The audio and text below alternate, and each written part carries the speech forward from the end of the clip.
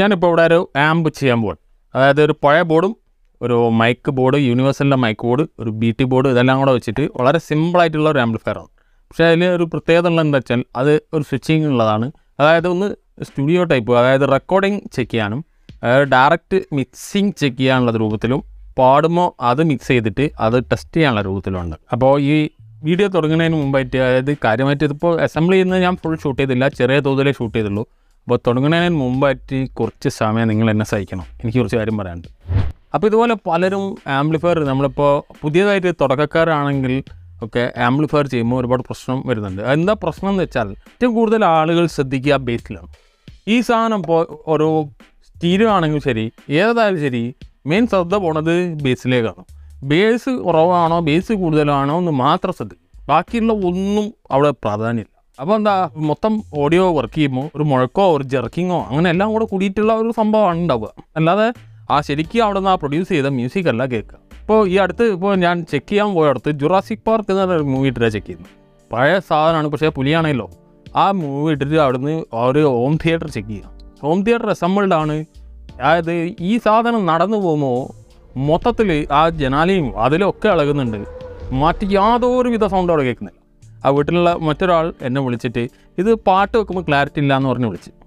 അപ്പോൾ അങ്ങനെ നോക്കുമ്പോൾ ഈ സെറ്റിങ്സിൽ ചെറിയ രീതിയിൽ, അതായത് ബേസ് ടോൺ ലെവൽ സെറ്റ് ചെയ്തതിൽ ചെറിയൊരു മാറ്റം വരുത്തിയിട്ട് നമ്മളത് സെറ്റ് ചെയ്ത് കഴിഞ്ഞിട്ട് രണ്ടാമത് ഈ സംഭവം തന്നെ ഈ ജുറാസിക് പാർക്കിൽ ഈ ചങ്ങായി നടന്നു പോകുന്നത് ആ സീന് വെച്ചപ്പോൾ തന്നെ സീന് മാറി. കാരണം അവിടെ ഒരുപാട് സംഭവം നടക്കുന്നുണ്ട്. ആ ഒരു സൗണ്ട് മാത്രമല്ല ഇല്ല, അതിനൊരു BGM ഉണ്ട്, അതിന് കൂടെ തന്നെ ഈ നടക്കുന്ന സൗണ്ട് ഉണ്ട്.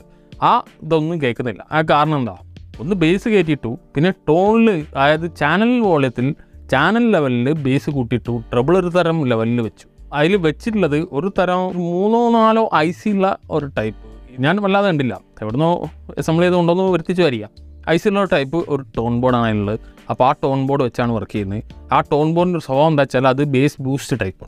ബേസ് ബൂസ്റ്റ് ടൈപ്പ് പറയുമ്പോൾ നിങ്ങൾ ആലോചിച്ച് നോക്കുക, അതിലെ എല്ലാ ലോ ലെവലും അത് ബൂസ്റ്റ് ചെയ്യും.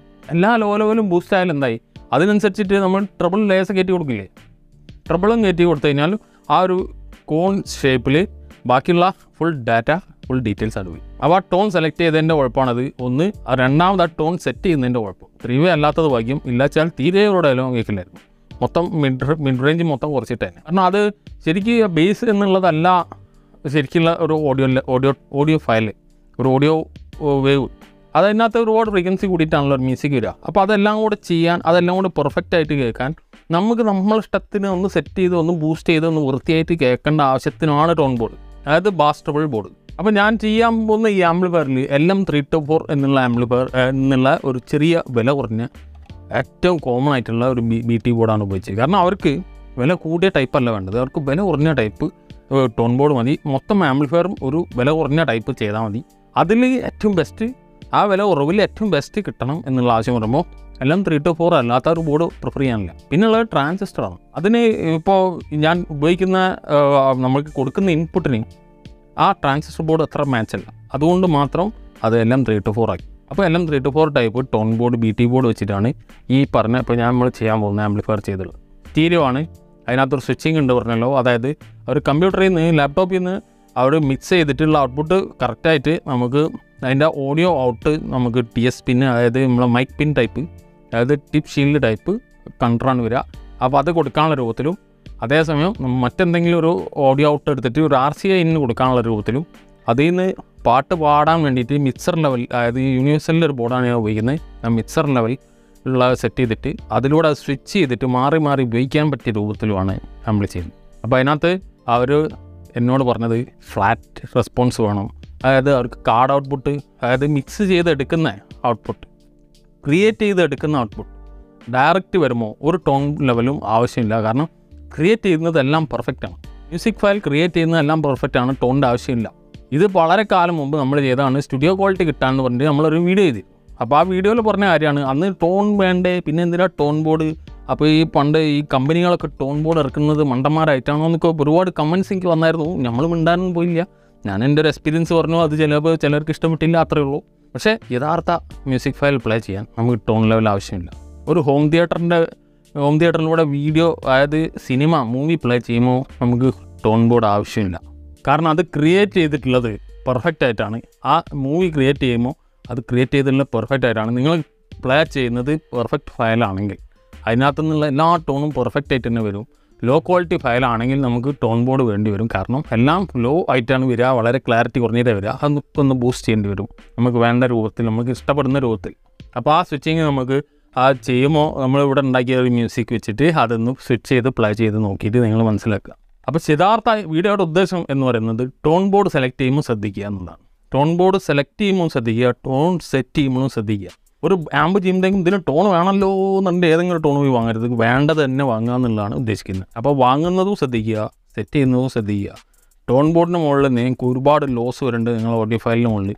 അതായത് നിങ്ങളിപ്പോൾ പുതിയതായിട്ട് ഉണ്ടാക്കുന്ന ഒരു ആംപ്ലിഫയർ ആണ് എങ്കിൽ അതിനകത്ത് ആവശ്യത്തിന് വേണ്ടത് മാത്രം ചെയ്യുക. അതായത് അനാവശ്യമായിട്ട് ആരോ വലിയ ഒരു 2000 5000 പോട്ടെ അത്രയൊന്നും ഇല്ല വാങ്ങില്ല ആരും, ഒരു 1500 അല്ല അതിൻ്റെ ചോടെയുള്ള ഒരു ടൈപ്പ് BT ബോർഡ് ഉണ്ട്, ഇത് സൂപ്പർ വർക്കിംഗ് ആണെന്ന് പറഞ്ഞിട്ട് ആരും പറയുന്നത് കേട്ടിട്ട് വാങ്ങേണ്ട ആവശ്യമില്ല.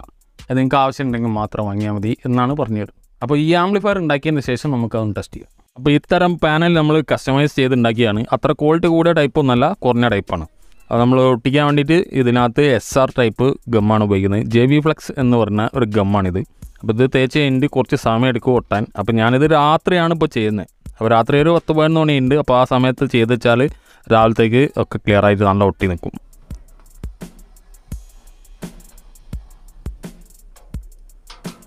അപ്പോൾ ഇനി ഇത് കറക്റ്റായിട്ട് വെക്കുക. ഇത് വെക്കുമ്പോൾ ഇനിയിപ്പോൾ തെറ്റിയാലും ഈ ടൈപ്പ് ഗമ്മായതുകൊണ്ട് നമ്മൾ പൊളിച്ചെടുത്ത് മാറ്റി ഒട്ടിക്കാം. അപ്പോൾ അതുകൊണ്ട് കുഴപ്പമൊന്നുമില്ല, നമുക്ക് ധൈര്യമായിട്ട് വെക്കാം.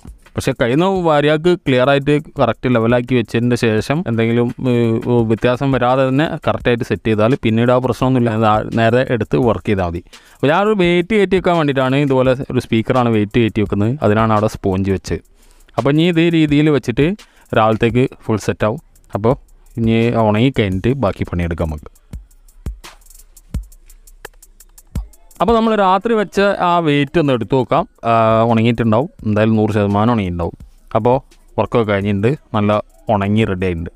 ആ സ്പോഞ്ചിൻ്റെ മുകളിലുള്ളതും പിന്നെ നമ്മൾ വർക്ക് ചെയ്തുകൊണ്ടിരുന്നപ്പോൾ ഒക്കെ ഉള്ള ആ ഒരു കറകളും പൊടികളും എല്ലാ കലകളും ഈ പാനലിൻ്റെ മുകളിൽ ബ്ലാക്ക് കളറിൻ്റെ മുകളിൽ കാണാം. അപ്പോൾ അത് നമ്മൾ ബാക്കി വർക്കൊക്കെ കഴിയുമ്പോഴത്തേക്കും ഫുൾ ക്ലീനാക്കി നല്ല ഫിറ്റ് ചെയ്ത് ക്ലിയർ ചെയ്യും. അടുത്തത് നമ്മൾ പാനൽ വെട്ടിച്ച് കഴിഞ്ഞ സ്ഥിതി ഇങ്ങനെയാണ്. അപ്പോൾ ഇനി ഇതിൻ്റെ ബാക്കി വർക്ക് എന്ന് പറഞ്ഞാൽ ഞാൻ കൂടുതലായിട്ട് വീഡിയോസൊന്നും എടുത്തിട്ടില്ല. അപ്പോൾ ഇതിനകത്ത് ഇപ്പോൾ കുറഞ്ഞ ഫിറ്റിങ്സ് ഉള്ളൂ. കാരണം left and right stereo output മാത്രമാണ് ഈ ആംപ്ലിഫയറിലുള്ളത്. അപ്പോൾ STK4141 ട്രാൻസ്ഫോമറാണിത്. STK4141 ബോർഡ് തന്നെയാണിത്. പഴയ കാലത്തുള്ള അന്ന് അവരുടെ കയ്യിലുള്ള ഒരു പഴയ ആംപ്ലിഫയറിൽ ഉണ്ടായിരുന്ന ബോർഡാണിത്.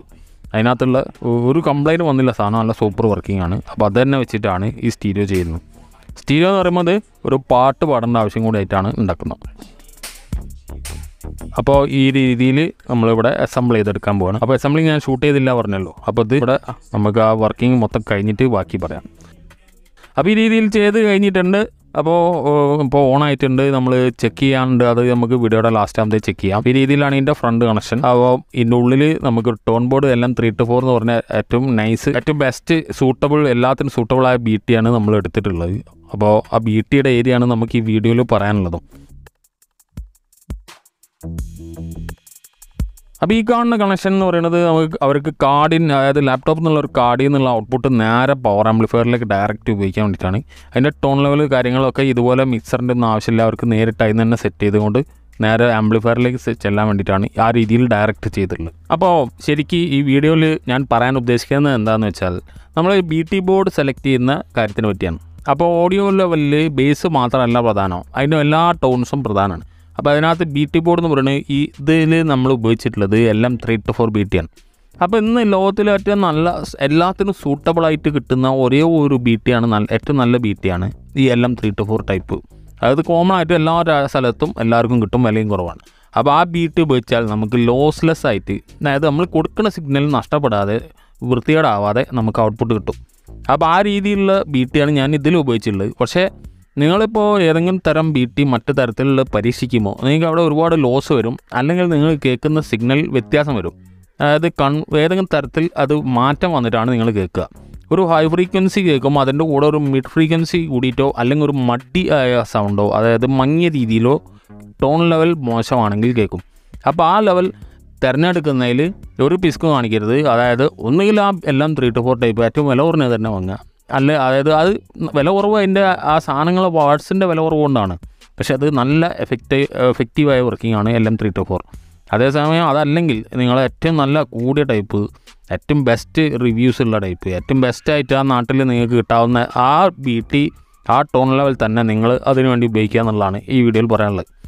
കാരണം ഈ ലോസ് വരുന്നത് കൊണ്ട്, ഡിസ്റ്റോഷൻ വരുന്നത് കൊണ്ടൊക്കെ നിങ്ങൾ ചെയ്ത വർക്ക് മൊത്തം വേസ്റ്റായി പോകും.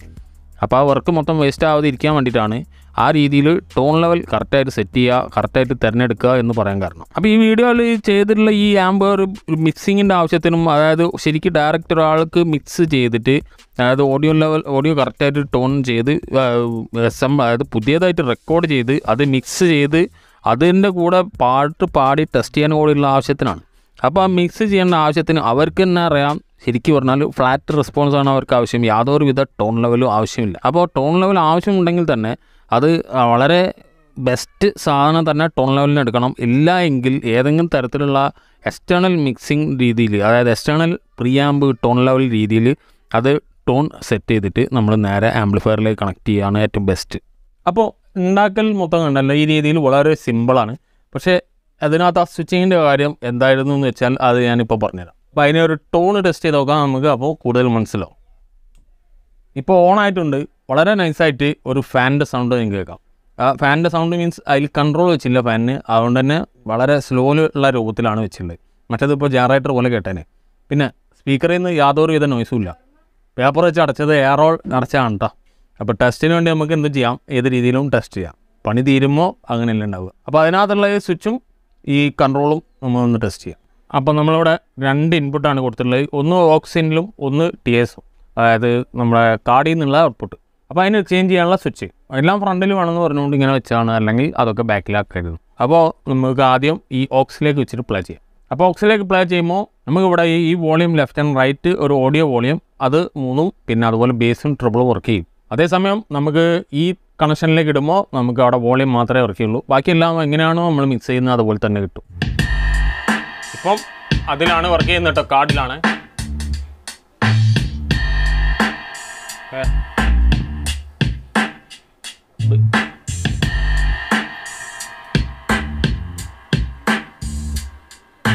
ഇപ്പോൾ നിങ്ങൾ കേട്ടതിൽ ബേസ് ട്രബിൾ എന്തൊക്കെ ഉണ്ടോ അതൊക്കെ നിങ്ങളൊന്ന് ഓർത്ത് വെക്കുക. ഇനി നമുക്കിത് ഇങ്ങോട്ട് മാറ്റാം, ഏത് ലൈനിലേക്ക് മാറ്റാം. Same tone.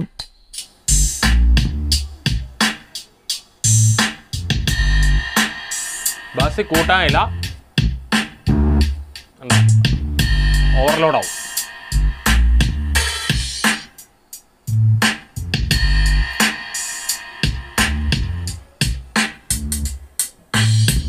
ഇപ്പോൾ എന്താണ് വ്യത്യാസം ഉണ്ടായിട്ടുള്ളത് അത് നിങ്ങളൊന്ന് മനസ്സിലാക്കുക. നിങ്ങൾക്ക് അതായത് പുതിയതായിട്ട് ആംപ്ലിഫയർ അസംബിൾ ചെയ്യുന്ന ആളുകൾക്ക് അതൊന്നും ക്ലിയർ ആക്കാനുള്ള ഒരാവശ്യത്തിന് വേണ്ടിയിട്ടുള്ള വീഡിയോ ആണിത്. അപ്പോൾ അവരത് പ്രത്യേകം ശ്രദ്ധിച്ച് മനസ്സിലാക്കാനാണ് ഏറ്റവും നല്ലത്.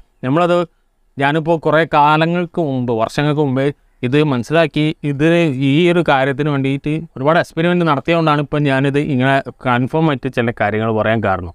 അപ്പോൾ അതുകൊണ്ട് അത് പുറക്കാർക്ക് ആവശ്യം വരും, ഉപകാരപ്പെടും എന്ന് വിചാരിക്കുന്നു. അപ്പോൾ ഇതിനകത്ത് ഇപ്പോൾ നമ്മളിപ്പോൾ അഡ്ജസ്റ്റ് ചെയ്തിട്ടുള്ളത് ഒന്ന് മെയിൻ വോളിയം, ഓഡിയോ വോളിയം നമുക്ക് ഇതിനകത്ത് ഉണ്ടായിരുന്ന മൈക്ക് മിക്സറിൽ കൂടെയാണ് മിക്സായിട്ട് വരുന്നത്. കാരണം അതിൽ മൈക്ക് കുത്തിയുമ്പോൾ ഇതും ഈ മൈക്കിലുള്ള കണക്ഷനും നമ്മൾക്ക് ഈ കൊടുക്കുന്ന ലെഫ്റ്റ് ആൻഡ് റൈറ്റിലുള്ള മ്യൂസിക്കും കൂടെ ഇവിടെ മിക്സ് ആവണം. അപ്പോൾ ആ മൈക്ക് വോളിയം വെച്ച് ഓഡിയോ വോളിയം ലെവലിൽ സെറ്റ് ചെയ്ത് കഴിഞ്ഞാൽ പിന്നെ ലെഫ്റ്റ് ആൻഡ് റൈറ്റ് വോളിയം അതിൻ്റെ ഓഡിയോ ഡയറക്റ്റ് പവർ ആമ്പിൻ്റെ വോളിയമാണ് അതിലേക്കുള്ള ടോൺ ലെവൽ.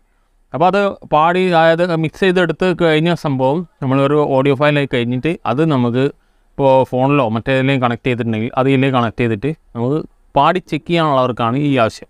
പാട്ട് കേൾക്കാനുള്ളവർക്ക് ഈ മിക്സർ വോളിയത്തിൻ്റെ ആവശ്യമില്ലല്ലോ. അപ്പോൾ അതൊന്നും കൂടി ഒന്ന് ക്ലാരിറ്റി ആവാൻ വേണ്ടിയിട്ട് നമുക്കിതിങ്ങനെ അങ്ങോട്ടും ചേഞ്ച് ചെയ്യാം, പാടുന്നതനുസരിച്ച് ചേഞ്ച് ചെയ്യാം. അപ്പോൾ പെട്ടെന്ന് തന്നെ ക്ലിയർ ആവും എന്ത് വ്യത്യാസം വരുന്നതെന്ന്. അപ്പോൾ എന്ത് വ്യത്യാസമാണ് നിങ്ങളത് വരുത്തേണ്ടതും ശ്രദ്ധിക്കേണ്ടതും എന്നുള്ളതാണ് എനിക്ക് ഇതിൽ ഇപ്പോൾ പ്രൂവ് ചെയ്യാനുള്ളത്.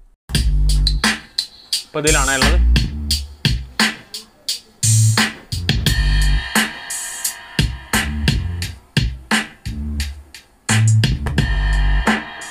ചേഞ്ച് ആയി.